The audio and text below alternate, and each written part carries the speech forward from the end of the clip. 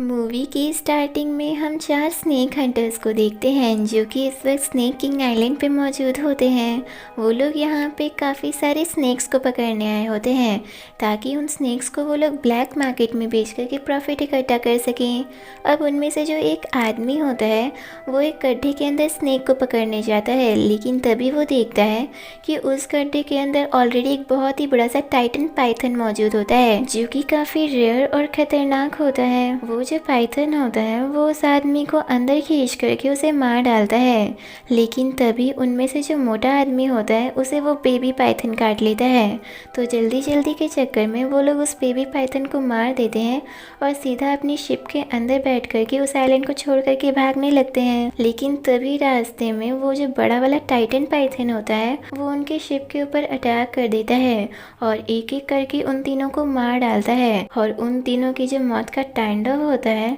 वो एक कैमरे में भी रिकॉर्ड हो जाता है। और अब इसी के साथ यहाँ पे ये मूवी शुरू होती है और हम मूवी के मेन कैरेक्टर शेनज़ेंग को देखते हैं जो कि बेसिकली एक स्नेक प्रोटेक्शन ऑर्गेनाइजेशन के लिए काम किया करता था। यहाँ पे वो अपने ऑर्गेनाइजेशन के सभी चेयरपर्सन्स को वो वीडियो दिखा रहा होता है, जिस वीडियो के अंदर वो लोग साफ देख सकते थे कि वो जो टाइटन पाइथन होता है वो उन सभी हंटर्स को मार रहा होता है। असल में उन सभी स्नेक हंटर्स में से एक स्नेक हंटर को शेनज़ेंग भी जानता था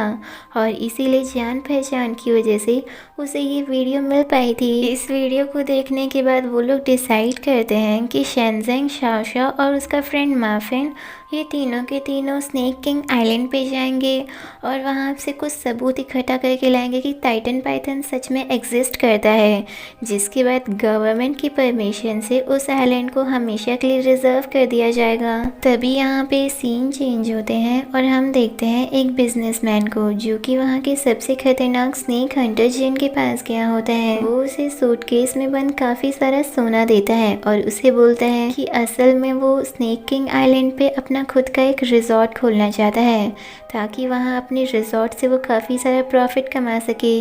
लेकिन अगर गवर्नमेंट ने उस आइलैंड को रिजर्व कर दिया तो उसका ये जो सपना है वो कभी भी पूरा नहीं हो पाएगा। तो इसीलिए वो स्नेक हंटर को इन सभी सोने के बदले में उस स्नेक आइलैंड पे जितने भी सारे स्नेक्स हैं उन सभी स्नेक्स को पकड़ करके पूरे के पूरे आइलैंड को एकदम स्नेक फ्री करने के लिए बोल रहा होता है ताकि गवर्नमेंट उस आइलैंड को बिल्कुल भी रिजर्व ना कर सके और वो अपना प्रोजेक्ट वहाँ पे शुरू कर सके। जिसके बाद वो जो स्नेक हंटर जिन होता है वो अपने सभी आदमियों के साथ उस स्नेक किंग आइलैंड पे चला जाता है और उनके साथ साथ शेनज़ेंग अपने फ्रेंड माफिन और एक लड़की शाओशाओ के साथ भी उस आइलैंड पे पहुंच चुका होता है इन्वेस्टिगेशन के लिए। अब आइलैंड पे पहुंचने के बाद हम देखते हैं कि शेनज़ेंग, शाओशाओ और माफिन जो होते हैं वो लोग दिन भर जंगल में घूमते हैं और वहाँ पे कई सारे जानवरों की पिक्चर्स और सैंपल्स कलेक्ट करने के बाद वो लोग एक झोपड़ी के अंदर चले जाते हैं जहाँ पे शेनज़ेंग उन सबको बताता है कि कुछ सालों पहले उसके ग्रैंडफादर भी इस जंगल में टाइटन पाइथन को ढूंढने आए थे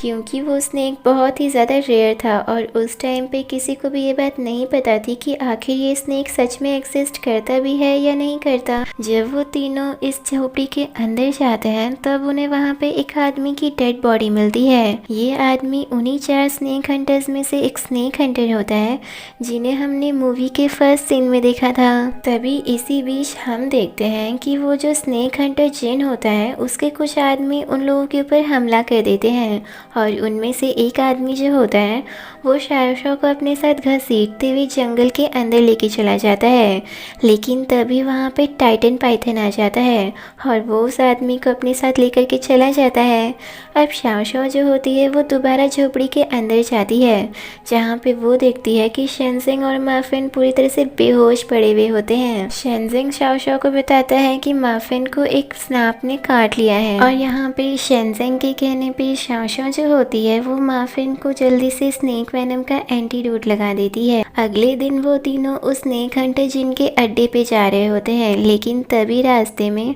उन्हें उस स्नेक हंटर का भाई मिलता है जो कि बुरी तरह से घायल होता है। उसे भी इस वक्त एक सांप ने काट लिया होता है और उसकी जान खतरे में होती है। है, लेकिन वो तीनों उसकी जान बचाते हैं और उसे अपने साथ उस स्नेक हंटर जिन के अड्डे पे लेके जाते हैं, जहाँ पे वो जो स्नेक हंटर जिन होता है वो उन्हें बोलता है कि उसे कल रात के हमले के बारे में कुछ भी नहीं पता था और कल रात उनके ऊपर जो कुछ भी हमला हुआ उसके लिए वो उन्हें सॉरी बोल देता है। और चूँकि उन लोगों ने उसके भाई की जान बचाई होती है, तो वो शेनज़ेंग को बोलता है कि बदले में उसे जो कुछ भी चाहिए वो उससे ले सकता है। जिसके बाद शेनज़ेंग जो होता है वो उसे बोलता है कि हमें आपकी एक कार चाहिए, और वो तीनों उनकी एक कार लेकर के वहाँ से चले जाते हैं। और रास्ते में ही सही थोड़ी दूर पे उन्हें वो टाइटन पाइथन दिखता है जो कि काफ़ी बड़ा होता है। वो लोग उस टाइटन पाइथन का पीछा करने लगते हैं, मगर तभी उनके रास्ते में एक कार आ जाती है जिसके अंदर एक लड़का और एक लड़की होते हैं। असल में कल रात हमले के दौरान शाओशाओ को जिस लड़के ने जंगल के अंदर घसीटा था वो लड़का कोई और नहीं बल्कि इन दोनों का भाई होता है। और चूँकि उस लड़के को अब टाइटन पाइथन ने मार दिया होता है, तो इसीलिए अपने भाई की मौत का बदला लेने के लिए वो दोनों उन तीनों के ऊपर अटैक कर देते हैं और उनमें बहुत ज़्यादा फाइट शुरू हो जाती है। इसी बीच शाओशाओ जो होती है वो मौका देखते ही उस टाइटन पाइथन का पीछा करने लगती है और दौड़ते दौड़ते वो एक केव के पास पहुंचती है, जहां पे अंदर जाने के बाद उसे उस टाइटन पाइथन के बहुत सारे अंडे मिलते हैं। वो उनमें से एक अंडे को अपने बैग के अंदर रख लेती है और वहाँ से जाने लगती है कि तभी अचानक वो जो लड़का होता है जिसने पिछली रात उसे जंगल के अंदर घसीटा होता है वो उसे पकड़ लेता है। अभी भी उसे टाइटन पाइथन ने नहीं मारा होता है। वो शाओशाओ को बुरी तरह से हर्ट करने लगता है, लेकिन तभी शाओशाओ को याद आता है कि जब वो लोग इस जंगल में आए थे तब इन्वेस्टिगेशन के दौरान उसने एक स्नेक का जहर एज ए सैंपल अपने पास रख लिया था।